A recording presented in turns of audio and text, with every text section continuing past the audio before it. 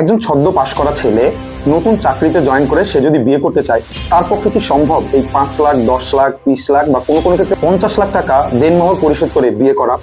কাবিন কি আসলে একটা বিয়ে টিকিয়ে রাখতে পারে? আসলেই পারে। তাহলে সমাজে এত এত বেশি ডিভোর্স কেন?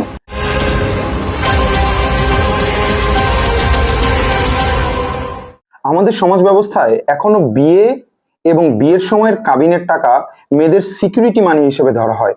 এবং আমার জানা মতে অনেক ফ্যামিলি আছে যেখানে কাবিনের টাকার পরিমাণ 5 লাখ, 10 লাখ এবং সেটা 50 লাখ পর্যন্ত হয়। একজন নতুন চাকরিতে ঢুকে স্বাবলম্বী হওয়ার চেষ্টা করা একটা ছেলে ওই স্ট্রাগলিং পিরিয়ডে সে 5 লাখ টাকা কাবিন দিয়ে আদৌ কি বিয়ে করার যোগ্যতা রাখে? আমি ধরে নিলাম কোনোভাবে সে সেটাও করলো, কিন্তু সেই কাবিনের টাকা কি তার সংসার টিকিয়ে রাখতে পারবে?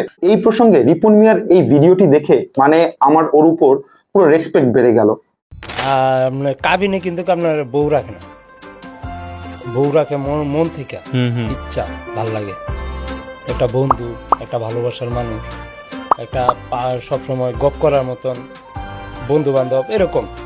আর যদি বউ মনে করেন সে তো হইল না, এটা হচ্ছে বউ না, এইটাই বউ, এইটাই বন্ধু, এইটাই সব।